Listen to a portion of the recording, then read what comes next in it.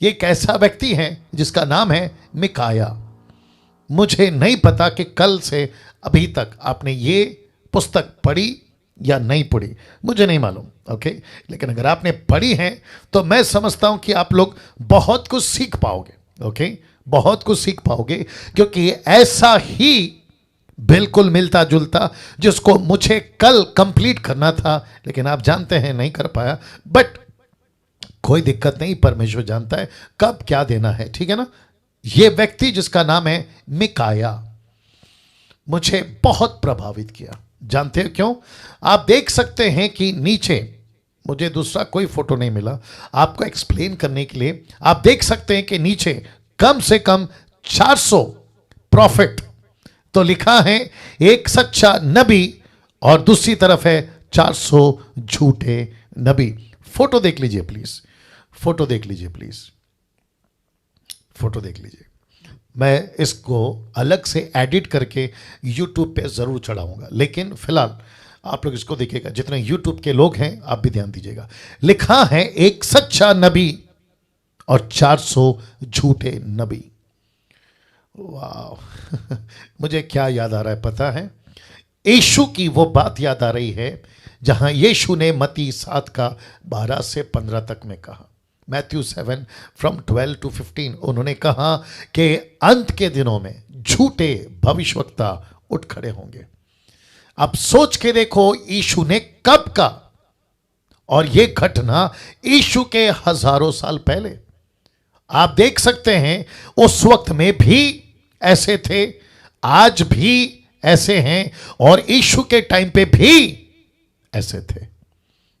तो एक वक्त था आपको कहते थे सिगरेट से बचो, दारू की बोतल से बचो, व्यभिचार से बचो, पैसे के लालच से बचो। आज मुसीबत ऐसी आ गई है 21वीं सदी के 21वें साल 2021 में ऐसी परिस्थिति आ गई है जहां हम ये कम बोल रहे हैं, दारू से बचो, सिगरेट से बचो, नशे से बचो, पैसे से बचो, कहने की नौबत आ गई है कि झूठे नबियों से बचो।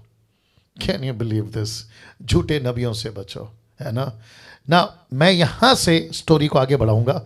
मैं चाहता हूं कि एक एक वचन 1 से 23 तक हम इसको लेके चलेंगे, ठीक है ना। तो सबसे पहले वचन 1 लिखता है, और 3 वर्ष तक, बहुत ध्यान से सुनना, लिखा है 3 वर्ष तक अरामी और इजरायली बिना युद्ध रहे। इनके बीच में किसी प्रकार का 3 साल तक कोई युद्ध नहीं हुआ। जितने भी मेंबर्स हैं डीटी के, प्लीज रिक्वेस्ट करता हूं, बी केयरफुल, बहुत ध्यान से सुनना, पूरा कॉन्सेंट्रेट देना।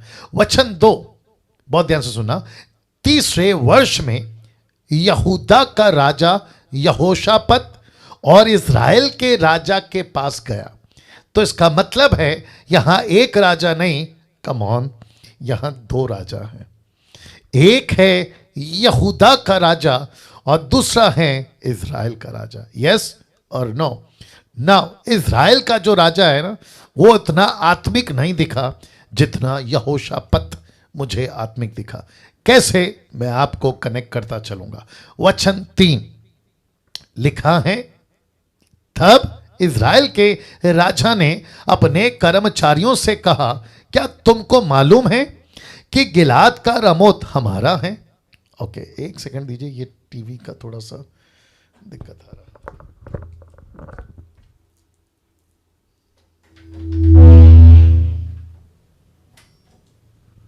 Check check check check check, okay, एक सेकंड और दीजिए please. Check check check, test, okay. अभी आवाज ठीक है? ओके, या वापस आते हैं जी, वापस आते हैं। ऐसा लिखा है कि तब इज़राइल के राजा ने अपने कर्मचारियों से कहा, क्या तुमको मालूम है, ब्रैकेट में देख लीजिए, अंडरलाइन किया है, कि गिलाद का रमोत हमारा है। एक ऐसी जमीन, एक ऐसी भूमि जिसको कहते हैं गिलाद का रमोत। मुझे नहीं पता कि ये स्टोरी आपने कभी पहले सुनी या नहीं सुनी। इस एक जमीन के टुकड़े को लेकर परमेश्वर के 2 दास, एक यहूदा का राजा यहोशापत और दूसरा इज़राइल के राजा के पास में ये चर्चा गई कि एक शहर है, एक कस्बा है, एक छोटा सा जमीन का टुकड़ा है, ये हमारा है, लेकिन 3 साल से हम इसको कुछ नहीं कर रहे। वचन आगे लिखा है, फिर हम क्यों चुपचाप रहते हैं और उसे अराम के राजा के हाथ से क्यों नहीं छीन लेते? इसको क्यों चुपचाप रहने दें, क्यों ना जाकर इसको छीन लें, या दूसरे शब्दों में युद्ध करें और ये जमीन भी हमारी हो जाए ना। मेरे पास में उतना वक्त नहीं है कि मैं इसके डिटेल में जाकर जाऊं कि ये बताऊं कि प्रॉपर्टी क्या था, मैटर क्या था, झगड़ा क्या था। मैं इसमें नहीं जा पा रहा हूं क्योंकि बहुत लंबा हो जाएगा और मैं समझता हूं इसकी जरूरत भी नहीं है ना। लिखा है अभी तक कि हमें उसको छीना है। वचन 4 कहता है कि उसने यहोशापत से पूछा। किसने? उसने, इजराइल के राजा ने यहोशापत से पूछा, क्या तू मेरे संग गिलाद के रमों से लड़ने के लिए आएगा या जाएगा? Question mark. यहोशापत ने इजराइल के राजा को उत्तर दिया, बहुत ध्यान से सुना, जैसा तू है वैसा मैं भी हूं, जैसे तेरी प्रजा है वैसे मेरी प्रजा है, जैसे तेरे घोड़े हैं वैसे मेरे भी घोड़े हैं। मतलब सब हमारा है। दूसरे शब्दों में मैं लड़ाई के लिए चलूंगा। ओके, नाउ मैटर अभी तक यह लग रहा है कि 2 राजा तैयार हैं लड़ाई के लिए, युद्ध जीतने के लिए। दोनों के दोनों अव्वल हैं, दोनों के पास परमेश्वर है, अच्छा एक्सपीरियंस है, जीत चुके हैं, पिछली एक्सपीरियंस, अच्छा पास्ट है, सब कुछ है। लेकिन वचन 5 में कुछ हो गया। आइए देखते क्या हो गया। लिखा है, फिर यहोशापत ने इज़राइल के राजा से कहा, वचन 6, कि आज यहोवा की इच्छा मालूम कर लें। क्या अद्भुत है! ऐसा कौन सा राजा, कौन सा मंत्री, कौन सा योद्धा, कौन सा पास्टर, कौन सा प्रॉफिट के मन में यह बात आ जाए कि चर्च शुरू करने से पहले प्रभु को पूछ लेता हूं, किसी को कहीं जाने से पहले प्रभु को पूछ लेता हूं, कोई बिजनेस शुरू करने से पहले प्रभु को पूछ लेता हूं। कम ऑन, ये व्यक्ति कहता है युद्ध तो लड़ेंगे, पक्की बात है। एक काम करते हैं, परमेश्वर को पूछते हैं। उन दिनों में एक चलन था, अगर युद्ध पे जाना है, लड़ाई जीतना है, तो प्रॉफिट्स होते थे, नबी होते थे। शाऊल के लिए सैमुएल था, दाऊद के लिए भी सैमुएल था, ऐसे होते थे। तो जरा देखिए स्क्रीन के ऊपर क्या आ रहा है। लिखा है, तब इज़राइल के राजा ने नबियों को, बहुत ध्यान से देखना, जो कोई 400 पुरुष थे, इकट्ठा करके उनसे पूछा। एक नहीं, कितने? 400। Can you believe this? एक नहीं, कम से कम 400 प्रॉफिट को इकट्ठा किया। आइए देखते क्या लिखा है। क्या मैं गिलाद के रमोत से युद्ध करने के लिए चढ़ाई करूं व रुका रहूं? किसने पूछा? इज़राइल के राजा ने 400 से पूछा। 400 क्या उत्तर दे रहे हैं जरा देखिएगा। लिखा है, उन्होंने उत्तर दिया। किसने? ब्रैकेट में 400 नबी। उन्होंने उत्तर दिया, चढ़ाई कर। ऐसा कहते हैं 400 के 400 नबी। याद रखो यूट्यूब वालों, ये परमेश्वर के नबी हैं, ये परमेश्वर यहोवा के मानने वाले प्रॉफिट्स हैं, जिनको उन दिनों में परमेश्वर के नबी कहा जाता था। इनकी तादाद 1 और 2 नहीं, कितनी है जी? रमन साहब ने अभी इशारा किया था, 400। Can you believe this? वाह! 400 के 400 कहते हैं चढ़ जा, लड़ाई कर।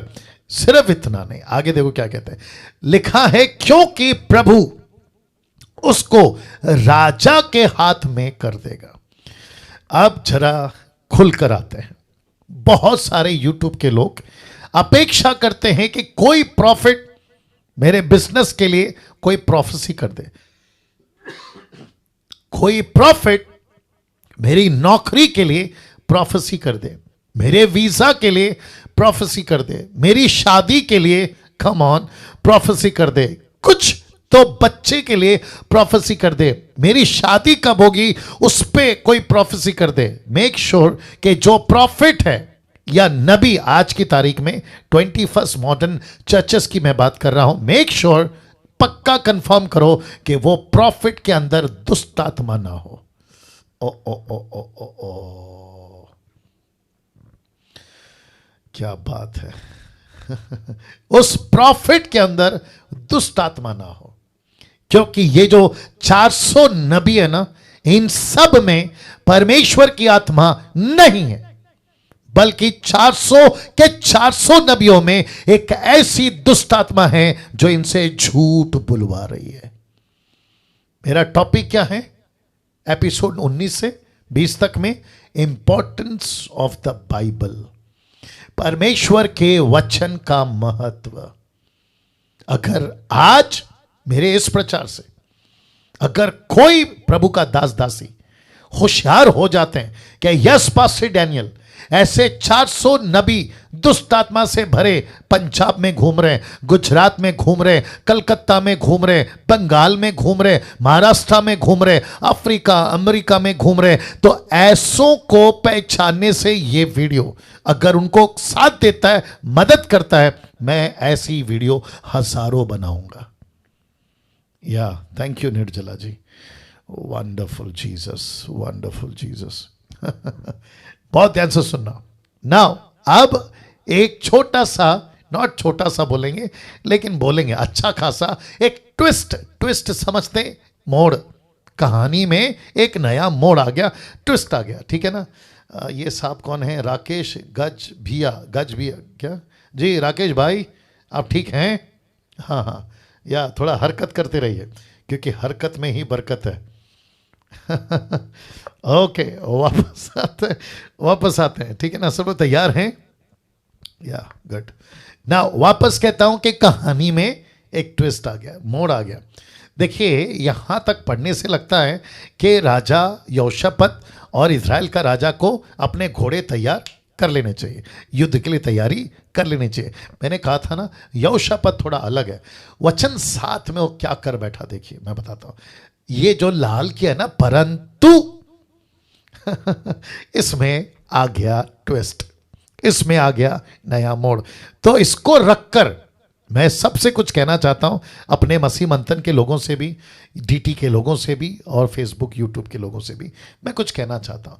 आपको जैसे ही कोई कहता है ना कि तुमको प्रभु कहता है, आज परमेश्वर की आत्मा मुझसे बात करिए तेरे लिए, चर्च का पास्टर अपने चर्च को कहता है, तो वचन 7 के अनुसार, परंतु यहोशापात ने पूछा, क्या यहां यहोवा का और भी कोई नबी है जिससे हम पूछ लें? इसको कहते हैं कंफर्मेशन। जिस चीज को आप 400 लोगों ने कहा था ना, उसी को रिकन्फर्मेशन। क्या कोई और नबी जो यहां का नहीं, क्या कोई और नबी है? वचन 8 में तो बताऊंगा कि उसने क्या कहा, लेकिन अभी फिलहाल यहां पे रुकते हैं। तो आपको जब भी कोई कहता है, परमेश्वर कहता है कि तुम दुबई जाओगे, परमेश्वर कहता है कि तुम अमेरिका जाओगे, परमेश्वर कहता है कि तुम्हारा बिजनेस चल पड़ेगा, आपको वहीं रुकना है और पूछना है परमेश्वर से, प्रभु क्या ये प्रोफेसी सच में आपकी तरफ से है? हाँ, अगर आपकी तरफ से है तो प्रभु मुझे सेकंड कंफर्मेशन दो, सेकंड कंफर्मेशन। और सेकंड कंफर्मेशन कहां से आएगी पता है? परमेश्वर को कहो कि प्रभु आप मेरे पापा हैं, आप मेरे डैडी हैं, आप मेरे अब्बा हैं, आप मेरे पिता हैं, आप मुझसे डायरेक्ट बात करो ना, आप मुझसे डायरेक्ट बात करिए ना। ठीक है, मैं एक प्रॉफिट को सुन लिया जिसने कहा कि तुम अमेरिका जाओगे, तुम्हारा बिजनेस चल पड़ेगा, तुम्हारी अगले महीने शादी होगी, तुमको 8 महीने के बाद अच्छा न्यूज़ मिलेगा, या जो भी है, मुझसे बात करो ना। मैं तो आपका बेटा हूं, मैं तो आपको बेटी हूं, राइट मिसेस रमन? या ऐसे पूछना है। और जितने भी प्रीचर्स हैं मसीह मंथन के, और आप जितने भी लोग जो दूसरे चर्च से बिलोंग या मिशन से आप बिलोंग करते हैं, ऐसे ही प्रचार करो कि प्रभु ठीक है, प्रोफेसी आ गई, प्रेज गॉड। मैं प्रोफेसी और प्रॉफिट के खिलाफ नहीं हूं, ये भी बता दूं, क्योंकि मैं खुद भी प्रोफेसी करता हूं। मैं खुद भी, परमेश्वर मुझे प्रोफेसी के दान में लेके चलता है, क्योंकि ये पवित्र आत्मा का दान है। और अगर मुझे प्रभु कहता है कि डैनियल प्रोफेसी करो, मैं करूंगा। क्यों? क्योंकि परमेश्वर मुझसे बात कर रहा है। लेकिन मैं किसी प्रॉफिट प्रोफेसी के अगेंस्ट में नहीं हूं, लेकिन मैं ये कह रहा हूं कि एक प्रोफेसी, एक प्रॉफिट के पीछे पागलों की तरह भागते क्यों हो? भागते क्यों हो? परमेश्वर से रिकंफर्मेशन क्यों नहीं मांगते? वो चाहे डैनियल राज क्यों ना हो या फिर कोई और तुर्रम खान, क्यों नहीं पूछते कि परमेश्वर एक का सुना, ठीक है, मुझे सेकंड कंफर्मेशन चाहिए। तब जाकर जो है ना गाड़ी पटरी पर आती है। कम ऑन, यस और नो। या तो मुझे ये लड़का, माफ करें, ये राजा अच्छा लगा। कौन? यहोशापात। देखो ना क्या पूछ रहा है। कहता है राजा ठीक है, 400 लोग ने प्रोफेसी कर दी, घोड़ा तैयार करो, हाथी तैयार करो, ये अच्छी बात है, लेकिन जरा रुको। बोला क्या? पूछता है कि यहां कोई और नबी है जिसको हम पूछ सकते हैं? वचन 8 देखिए, मजा आएगा। Wonderful Jesus. लिखा है इजराइल के राजा ने यहोशापात से कहा, हाँ एक है, यमला का पुत्र मिकाया, एक पुरुष और है। देखो ये राजा को पता था ये एक से काम चला सकता था। किससे? इस आदमी से। इसने क्या किया पता है? 400 को इकट्ठा किया। तो मैच्योरिटी अक्सर देखा जाता है कि जहां भीड़ ज्यादा है वहीं पे पब्लिक का झुकाव होता है, लेकिन परमेश्वर की नजर में जहां भीड़ ज्यादा है वहीं गड़बड़ है। ओके। कुछ लोग कहते हैं कि उसको इतने लोग सुनते हैं, उसको इतने लाइक्स हैं, उसको इतने कमेंट्स हैं, उसको इतने सारे, अन्य भाषा वालों की बात कर रहा हूं, कहते हैं कि देखो पेंटिकॉस्टल में 20% है, कैरिस्मेटिक में 20% है, अरे इसको तो इतने लोग सुनते हैं, उसको अरे भाई सुनते इतने सारे लोग हैं, लेकिन ये तो पता लगाओ कि वो आदमी सही है या गलत। Come on. और एक व्यक्ति जिसका नाम है मिकाया, जिसके पास कोई भीड़ नहीं है, लेकिन उसके पास में सृष्टिकर्ता परमेश्वर है। वाह! खुद की पीठ थपथपाइए, खुद को शाबाशी दीजिए। और मैं कहता हूं कि YouTube के लोगों, आप भी, क्योंकि हो सकता है कि आपके पीछे इतने लोग नहीं हैं, आप अकेले हैं आपके शहर में, गांव में, आपको ज्यादा लोग नहीं पसंद करते। चिंता नहीं करना, क्योंकि जब तक तुम परमेश्वर के साथ सही हो, बाकी दुनिया भले ही तुम्हारे विरोध हो जाए, जीत तो तुम्हारी है।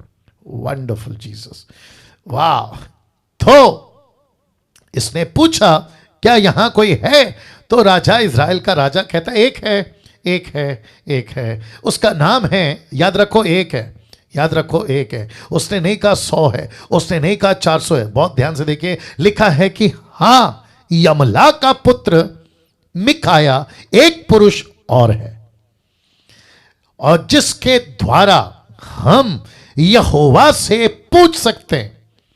अब आ गया दूसरा परंतु, आपके स्क्रीन के ऊपर देख लीजिए। परंतु मैं उससे घृणा रखता हूं। Can you believe this? जिसके पास परमेश्वर होता है, पब्लिक उससे घृणा करती है। जिसके पास शैतान होता है, पब्लिक उसको पसंद करती है। आज ये स्टेटमेंट देना चाह रहा हूं। अब जरा सोच के देखिए, मैं फिर कहता हूं, ये राजा कहता है एक है, उसका नाम है मिकाया, लेकिन मुझे उससे घृणा आती है, मुझे उसको घृणा है, मुझे उसको नफरत है, मैं उससे नफरत करता। बोला क्यों? जरा देखिएगा। कहता है क्योंकि वह मेरे विषय में कल्याण की नहीं, हानि की बात ही या भविष्यवाणी करता है। कभी अच्छी प्रोफेसी नहीं करता, कभी अच्छी बात नहीं करता। यूट्यूब के लोग आजकल, कुछ लोग क्या कहूं, पागल टाइप के कुछ लोग हैं जो कहते हैं कि डैनियल राज न्याय की बात करता है, पाप की बात करता है, जजमेंट की बात करता है, अपने जीवन को प्रभु के साथ ठीक करो, ऐसी बात करता है, लेकिन प्रॉस्पेरिटी की, ब्लेसिंग की, आशीष की बात नहीं करता। कम ऑन, कैसे कर सकते हैं? अगर पूरा ऊपर से लेके नीचे तक शरीर में बीमारी है तो तुमको शक्कर खिलाएं या फिर कड़वा दवा? ये मुसीबत है। या मुझे अच्छा लगता है कि जब लोग पत्थर मारते हैं, इससे ये तो पता चलता है कि मेरे पेड़ में फल बहुत है। और अगर आपको भी कोई पत्थर मारता है तो खुश हो जाना, क्योंकि आपके भी पेड़ में जी फल लगे हैं। क्योंकि उस पे पत्थर कोई नहीं मारेगा जिसके ऊपर कोई फल नहीं है, पत्थर उसी पे पड़ेगा जिसके ऊपर फल लगा है। आमीन। तो टॉपिक पे वापस आते हैं और मैं वक्त का ख्याल रखूंगा, बहुत इंजॉय करिएगा क्योंकि आज कंटेंट बहुत है। कंटेंट समझते हैं, मसाला बहुत है। लिखा है कि परंतु मैं उससे घृणा रखता हूं। मुझे वो आदमी पसंद नहीं है, इसलिए मैं उसकी वीडियो नहीं देखता। वो आदमी मुझे पसंद नहीं है, इसलिए मैं उसको अपने चर्च पे नहीं बुलाता। मुझे वो आदमी पसंद नहीं है, इसलिए मैं उसके पास जाता भी नहीं हूं, उसके साथ कोई कांटेक्ट भी नहीं रखता हूं। याद रखो, जिसको कोई नहीं पूछता उसको परमेश्वर ऐसा कुछ करेगा कि यहोशापात जैसा आदमी खड़ा कर देगा और 420 के पास 400 नबियों के बीच में लाकर एक को खड़ा कर देगा। और देखो वही मुसीबत राजा के पास में वापस आ गई है। वचन 9 क्या कहता है देखो, यहोशापात ने कहा राजा ऐसा ना कहे, वो अच्छा प्रॉफिट है, वो गलत प्रॉफिट नहीं है।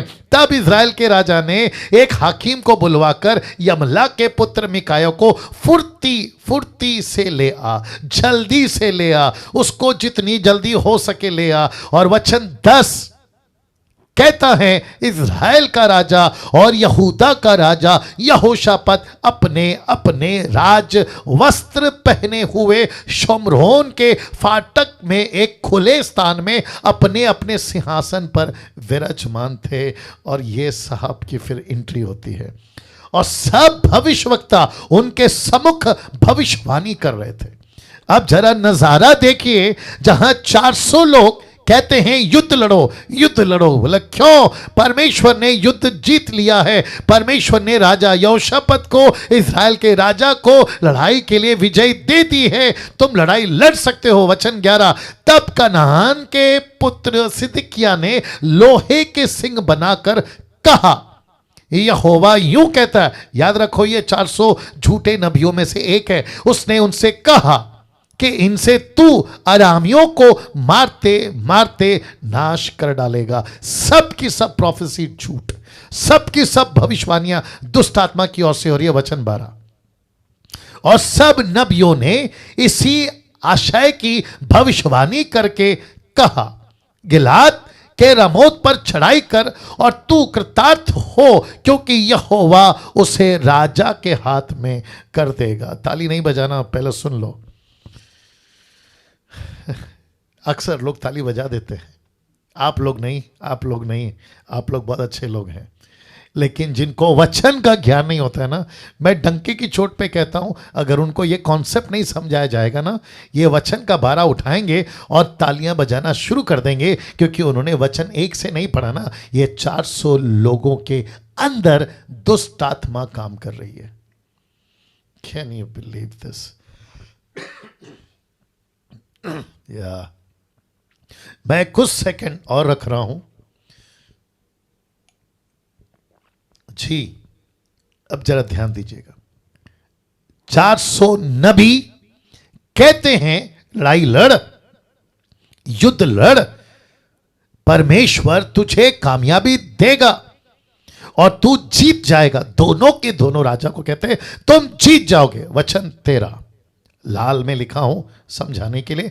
जो दूत मिकाया को बुलाने गया था उसने उससे कहा, सुन। क्या कहता है? धमकी देता है। सुन क्या कहता है, देखो, भविष्यवक्ता एक ही मुंह से राजा के विषय में शुभ वचन कहते हैं। शुभ शुभ, अच्छा अच्छा, शुभ वचन कहते हैं। तो तेरी बातें उनकी सी हो, तू भी शुभ वचन कहना। अरे बाप रे, कितने मिलते हैं आप लोगों को यूट्यूब पे, फेसबुक पे धमकी देने वाले। ऐसा प्रचार करोगे तो तुमको छोड़ देंगे, ऐसा बोलोगे तो तुम्हारे फेसबुक से हट जाएंगे, तुम्हारे ग्रुप से हट जाएंगे। अरे वाह इसका जवाब अच्छा लगा, मैं आपके बीच में रखता हूं। वचन 14, मिकाया ने कहा, यहोवा के जीवन की शपथ, मुझे कसम है। परमेश्वर की कसम तो हम लोग नहीं खाते हैं, क्योंकि यीशु ने कसम खाने को मना किया है, लेकिन ये यीशु के पहले वाला आदमी था ना, तो इसने कहा कसम है मुझे, यहोवा की कसम है मुझे, परमेश्वर की कसम है मुझे, उस सेनाओं के परमेश्वर की, जो कुछ यहोवा मुझसे कहे वही कहूंगा, तेरी गीदड़ धमकियों से नहीं डरूंगा। यहां ताली बजनी चाहिए।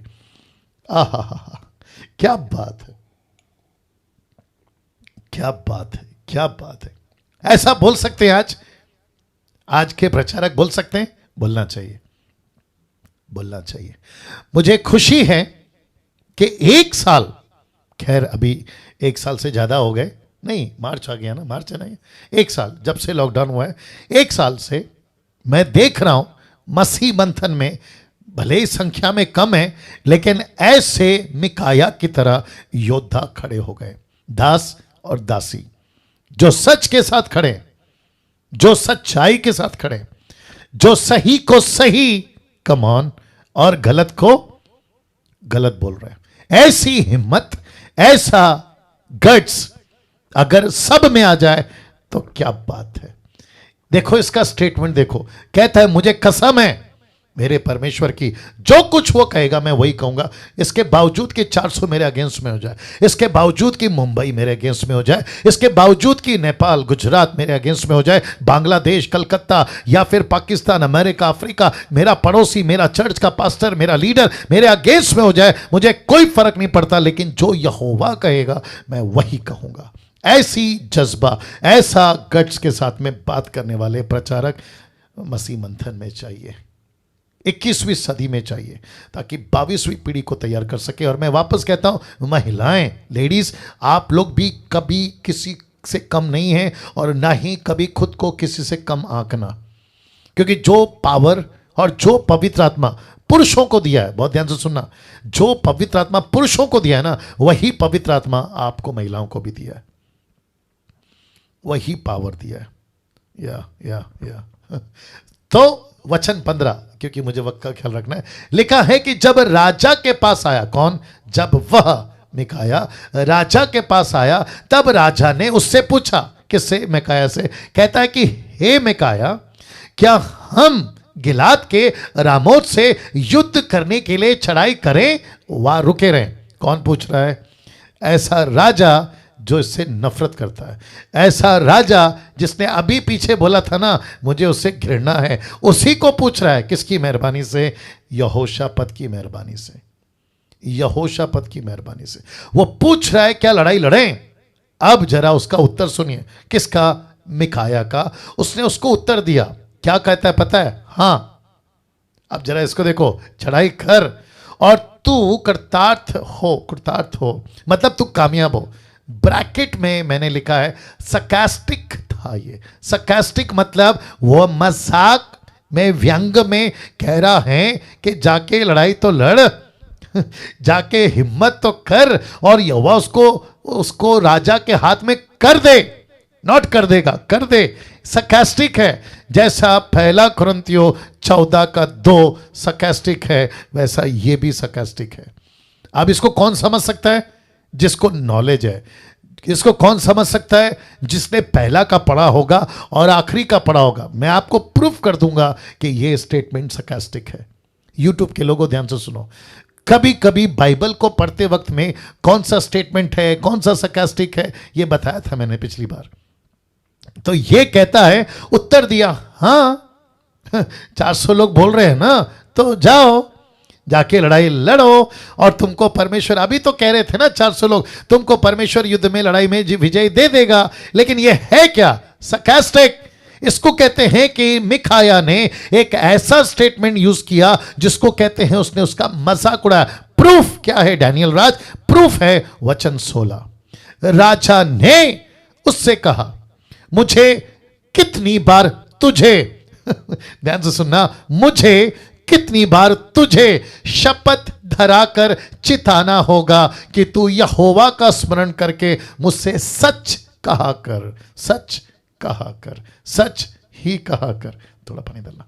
सच कहा कर, इसका मतलब क्या है? उसने सच अभी तक नहीं बोला, उसने पीछे वाला वचन को अभी तक सच में नहीं कहा। तो इसको कैसे लेंगे? एक साथ बोल दीजिए, सरकास्टिक। इसको कहते हैं व्यंग, इसको कहते हैं टोंट मारना, इसको कहते हैं ताना कसना। कभी कभी बाइबल पढ़ते वक्त में बहुत संभलना होगा। तो राजा कहता है मैंने तुझसे कितनी बार कहा मुझसे सच बोला कर, सच बोला कर। वचन 17 लाल में आ गया। वचन 17, मिकाया ने कहा, मुझे समस्त इज़राइल बिना चरवाहे की भेड़ बकरियों की नाई पहाड़ों पर तितर बितर देख पड़ा। और यहोवा का ये वचन आया कि वे तो अनाथ हैं। आप नहीं समझे अभी भी? मतलब तुमको जो चरा रहा है ना, तुम ऐसी भेड़ों की तरह हो जिनके ऊपर कोई चरवा है ही नहीं। Can you believe this? तो कौन से चरवा तुमको चरा रहे? झूठे चरवा। कौन से पास्टर तुमको चरा रहे? झूठे पास्टर। कौन सा बाइबल टीचर तुमको चरा रहा है? झूठा बाइबल टीचर। कौन बोल रहा है? डैनियल राज नहीं, वचन बोल रहा है। कम ऑन, यस और नो?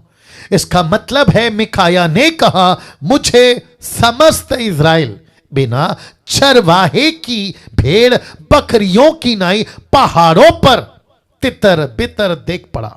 यहोवा का यह वचन आया कि वे तो अनाथ हैं। बाप है, कैन यू बिलीव दिस? बाप है लेकिन झूठा।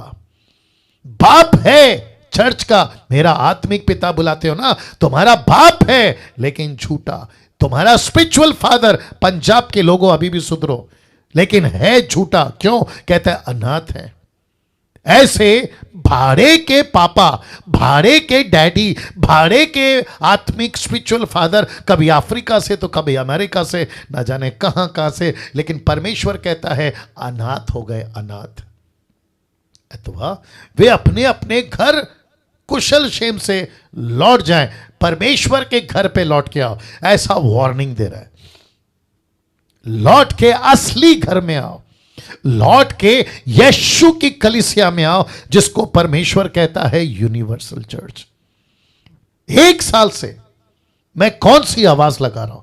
जॉन द बैप्टिस्ट की तरह जंगल में पुकारने वाला उस आवाज, फिलिप खोजा के लिए वो आवाज, पीटर, पौलुस, पहले सदी के लोग, वैसी आवाज मसीह मंथन 21वीं सदी में लगा रहा है, एक प्लेटफॉर्म के जरिए कि लौट आओ अपने बाप के घर, लौट आओ अपने बाप के घर। ना वचन 18 बहुत ध्यान से देखिएगा, लिखा है कि तब इज़राइल के राजा ने यहोशापत से कहा, क्या मैंने तुझसे ना कहा था कि वह मेरे विषय कल्याण की नहीं हानि की भविष्यवाणी करेगा? यह कन्वर्सेशन 2 राजा के बीच में चल ही रहा था कि वचन 19 बीच में आ गया। वचन 19 बीच में आ गया।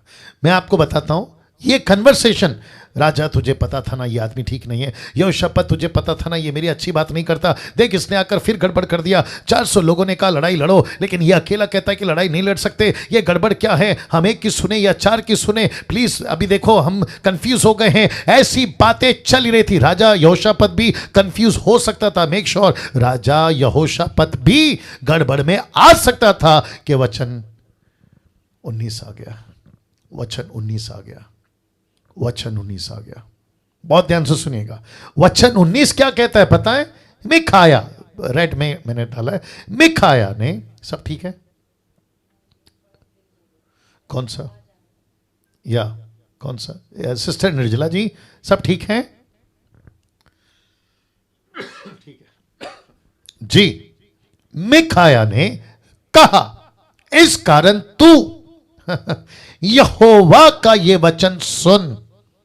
मैं सबको कहना चाहता हूं इस स्टेटमेंट के माध्यम से कि परमेश्वर आज कहना चाहता है कि तुम भारत के लोगों सुन, अमेरिका के लोगों सुन, अफ्रीका के लोगों सुन। क्या कहता है? मिकाया ने कहा, इस कारण तू यहोवा का यह वचन सुन। कहता है मुझे, किसको? मिकाया को, मुझे सिंहासन पर विराजमान यहोवा और उसके पास दाहिने बाएं खड़ी हुई स्वर्ग की समस्त सेना दिखाई दी।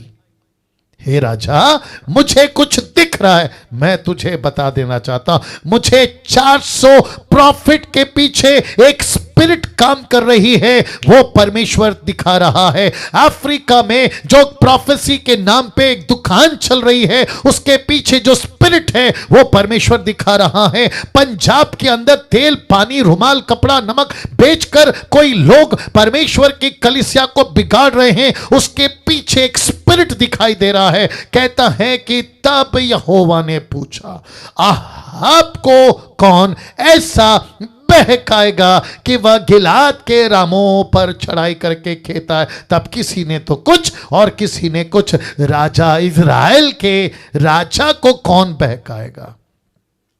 राजा इज़राइल का जो राजा है ना, उसको कौन बहकाएगा? अहाब को कौन बहकाएगा कि वो गिलाद के रामों पर चढ़ाई करे?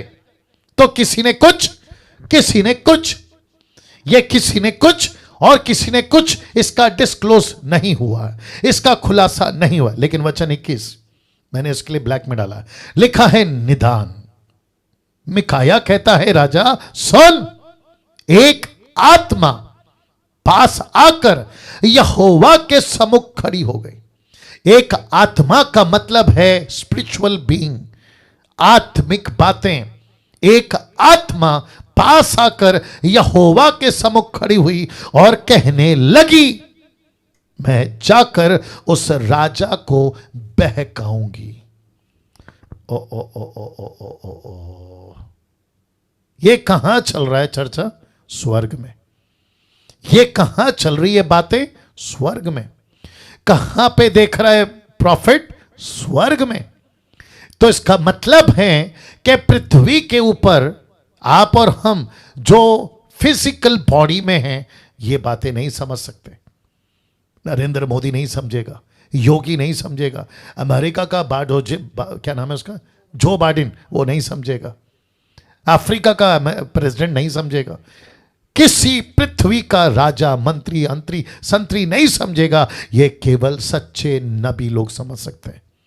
ये सच्चे नबी लोग समझ सकते हैं, जिनके अंदर परमेश्वर के वचन का महत्व है, जिनको परमेश्वर की कलीसिया का महत्व है, जिसको परमेश्वर के राज्य का महत्व है। ऐसे लोगों को ही प्रभु ये बातें बताता है। क्या बात है, कैसा लग रहा है? वाह, सी, या अमेजिंग, अमेजिंग। मैं वापस पढ़ना चाहता हूं वचन 21 को। एक आत्मा यहोवा के पास आती है, खड़ी हो जाती है और कहती है कि मुझे भेज, मैं जाऊंगी। यहोवा ने पूछा, ओके, तू उसको बहकाएगी, लेकिन कैसे, किस उपाय से, हाउ? यह प्रश्न पूछ रहा है परमेश्वर। क्यों? ताकि मुझे और आपको समझ आए। वचन 22, उसने कहा, किसने? उस स्पिरिट ने, उस बहकाने वाली आत्मा ने उससे कहा। किससे? यहोवा से कहा, मैं जाकर बहुत ध्यान से सुनना, मैं जाकर उसके सब भविष्यवक्ताओं में बैठकर उनसे झूठ बुलवाऊंगी। ओ ओ ओ ओ ओ ओ ओ ओ, उनसे झूठ बुलवाऊंगी। Can you believe this? और यहोवा क्या कहता है? यहोवा कहता है तेरा उसको बहकाना सफल होगा, सफल होगा, तू सक्सेस होगा। क्यों? क्योंकि वचन का जो इंपॉर्टेंस नहीं रखते, धोखा खाते, धोखा देते, बिगड़ते चले जाएंगे। I guess 1 Timothy chapter 3 verse 12 to 14 कहीं पे लिखा है, धोखा देते, धोखा खाते। यीशु ने क्या कहा था पता है ना? यीशु ने कहा था सावधान, सावधान, सावधान। Can you believe this? Ram Awadh, pastor Ram Awadh साहब, पास्टर राम अवध साहब, कैसा लग रहा है आपको? या कभी सुना था ये सारी बातें? सोच के देखिए परमेश्वर आज हमसे क्या बात कर रहा है। हाँ, मैं वापस पढ़ूंगा। भविष्यवक्ताओं में बैठकर उनसे झूठ बुलवाऊंगी।